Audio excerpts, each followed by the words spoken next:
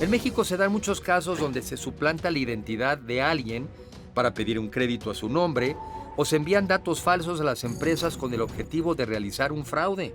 Podemos aprovechar la tecnología para hacer más rápida y fácil la verificación de documentos y datos y así reducir los fraudes. México tiene futuro y su futuro está en tus manos. La mejor manera de predecir el futuro es crearlo.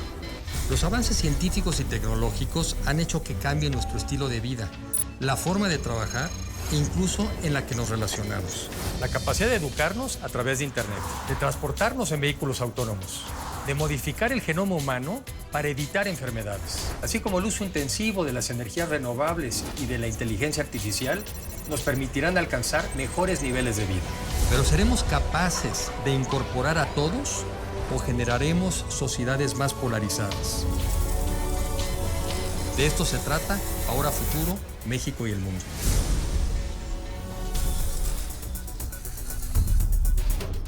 Emtor ayuda a validar la identidad de cada persona con inteligencia artificial, principalmente para los procesos de contratación de personal. Automatizar la verificación de documentos y trámites le permite al personal de recursos humanos hacer contrataciones más eficientes y exitosas. Nosotros, en general, ayudamos a las empresas a tener procesos de contratación más seguros, ¿no? ¿Qué significa esto? Nosotros comenzamos inicialmente con empresas muy grandes, como Uber, como Didi, para revisar a sus conductores a nivel de Latinoamérica. Nosotros comenzamos inicialmente en Perú y de ahí nos fuimos expandiendo a diferentes países. Ya en el 2017 comenzamos a investigar primero el caso de México, porque México es una problemática muy interesante. Para plataformas de ese tipo tienes volúmenes muy altos, ¿no? Un Didi, un Uber puede revisar o procesar a millones de personas en un año, lo cual significa que unas mejoras pequeñas en nuestro sistema, por ejemplo, si cambiamos nuestra forma de verificar homonimia y aprobamos al 97 en vez del 96% de las personas que revisamos, eso puede ser 10.000 personas que pueden conseguir un trabajo ese año. Entonces, son márgenes muy pequeños que afectan a muchos, pero a la vez trae casos con mucho riesgo, ¿no? Nosotros lamentablemente hemos visto muchos casos de feminicidio, de violaciones, casos muy serios. De hecho, a mí, comenzando nuestro proyecto, me impactó mucho el caso de Mara Castilla, que pasó en el 2017 en Puebla, donde un conductor, ¿no?, la asesina y se la lleva, estuvo desaparecida muchos días. Pero yo descubrí meses después de que había pasado esto que si en ese momento nuestro sistema hubiese estado funcionando y hubiese sido utilizado por el servicio que lo estaba utilizando, hubiésemos encontrado un arresto de la persona que fue el asesino y hubiésemos podido rechazar a esta persona. Y esa persona tenía un certificado de no antecedentes expedido por el Estado. Un certificado de no antecedentes. Exacto. Que había obtenido.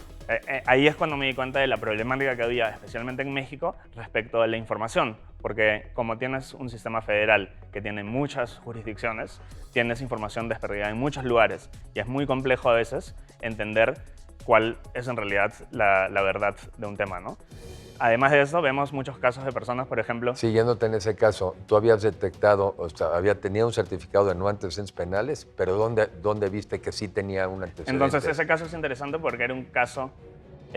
a él lo habían arrestado, a esta persona lo habían arrestado por robo de gasolina, ¿no? Que en México lo consideran caso de cartel, entonces es un caso federal, el huaycholeo. Pero el certificado es expedido por el Estado. Entonces son dos bases de datos diferentes e información que no aparece ahí. Ok. Y claro, tienes razón, porque al final del día lo que tienes... Y entonces, ¿tú haces para entender un poco más? Primero es un tema de registros, porque pudiste haber cometido un incidente en Veracruz y pues no aparece en Puebla y no aparece a nivel federal. ¿Cómo rastreas toda esa información en todos esos estados? Entonces nosotros, en primero, somos una empresa de tecnología, ¿no? Entonces nosotros nos hemos enfocado desde un primer día en encontrar información pública, más que nada. Siempre tiene que ser información que sea expedida por una entidad del Estado, idealmente alguna entidad judicial, que podamos incluir dentro de lo que sería como un buscador, ¿no? Nosotros tenemos internamente diferentes bases de datos que hemos creado y además en el momento que recibimos a un candidato lo revisamos directamente en la RENAPO, o sea, en el SAT, las diferentes instituciones que nos den una respuesta inmediata para, por ejemplo, confirmar su nombre completo, información básica de esa forma, ¿no? Una vez que ya tenemos un perfil de la entidad, podemos buscar cualquier tipo de información en las diferentes bases en lo que encontremos. ¿Y son consultables? ¿Todas lo son? ¿O tenemos problemas también ahí de que no todo se puede En consultar? realidad muy pocas. En México muy pocas son consultables. En países como Chile, o más que nada en realidad en Colombia tienes, por razones del narco, una serie de reformas constitucionales que obligaron a todas las instituciones a expedir certificados digitales. Entonces la policía lo expide, el rama judicial, etcétera, etcétera. Entonces también hay unas problemáticas ahí, pero digamos, es un poco diferente. Aquí mucha de la información en realidad no se publica de una forma consultable, sino se publica por fechas o se publica en documentos. Entonces uno primero tiene que recopilarla y entenderla y de ahí puede utilizarla, que eso es lo que hacemos nosotros, ¿no? Entonces justamente cuando tenemos el perfil de la persona, buscamos cualquier tipo de información y encontramos algún tipo de archivo. Lo que pasa también es que no puedes confiar en toda la información aquí. Sí. No puedes confiar que solo porque encuentras un nombre con una corte penal, esa persona es un sentenciado, ¿no? Entonces, en base a eso, nosotros hemos creado una serie de protocolos, algunos automáticos, pero también con abogados y expertos legales que revisen archivos un poco más complejos y puedan dar una determinación final, sea una sentencia, sea poder entender el caso. En algunos casos, entender que la persona era relacionada al caso, pero fácil no era el acusado, era una queja de una persona allegada, pero no del todo. Entonces, con eso podemos determinar y hacer un proceso un poco más justo versus solo rechazar o, bueno, aprobar a personas que podrían tener un riesgo. Aquí hablamos de temas legales, pero también hay otro tipo de filtraciones que se pudieran hacer, digamos ya perfiles psicológicos o en fin. Sí, ese es un tema muy controversial, yo diría. Hay muchas complicaciones en el tema seguramente de poder crear un perfil psicológico para un psicópata, por ejemplo, y cosas así. Sí, de hecho, hay, yo creo, protocolos interesantes que hay que seguir.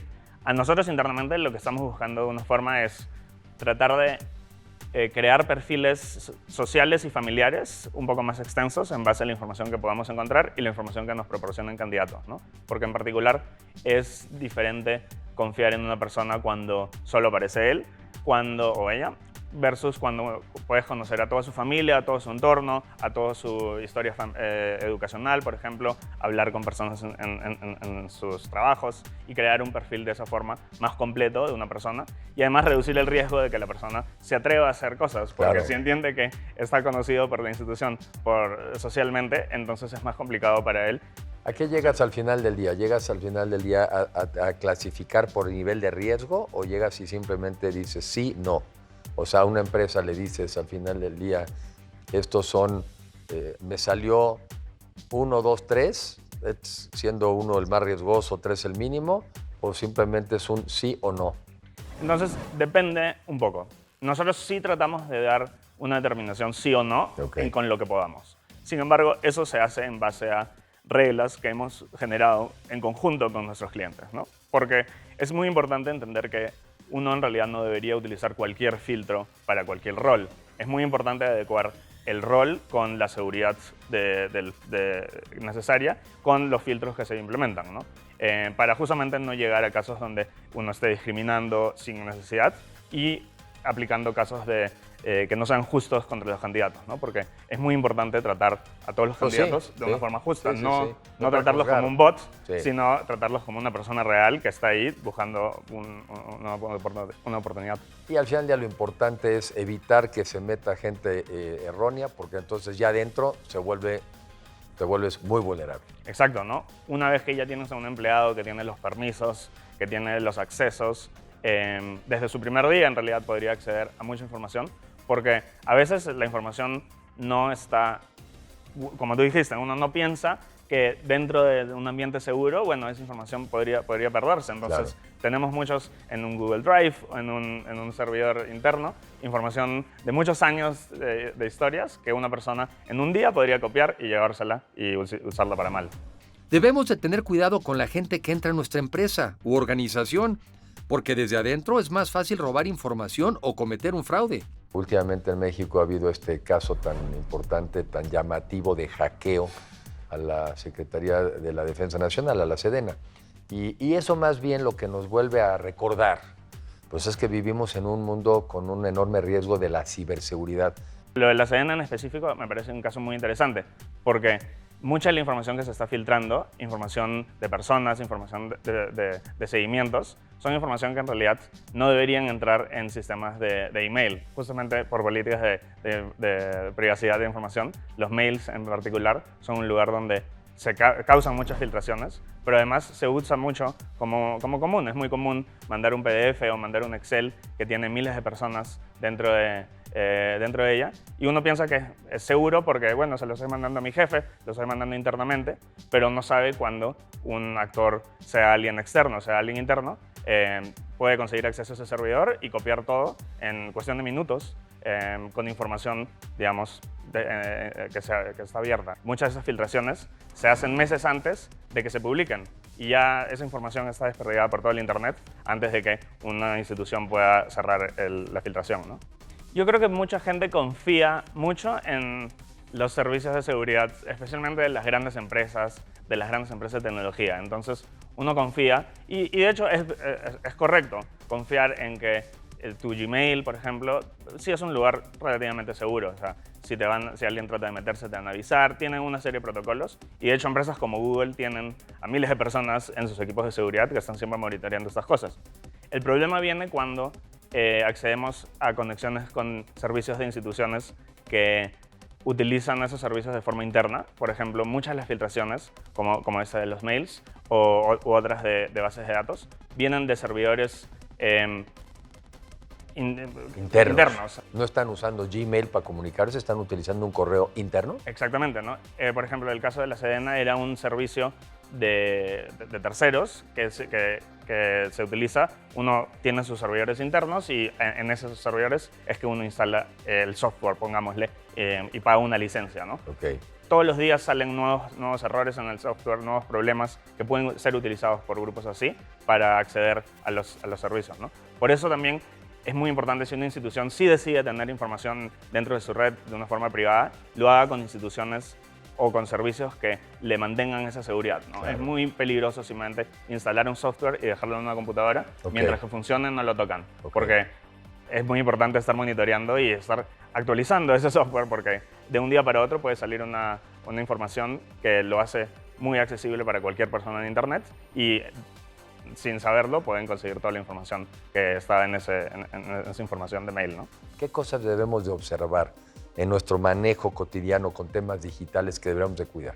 Sí, yo creo que es siempre buscar utilizar herramientas que tengan un monitoreo constante de seguridad. Entonces, eso significa, si una institución decide internamente implementar sus servidores y tener sus redes, eso es totalmente normal, pero es muy importante, si vas a hacer eso, entender que también necesitas tener ingenieros y gente de seguridad que entienda del tema para que puedan proteger esos servicios, ¿no?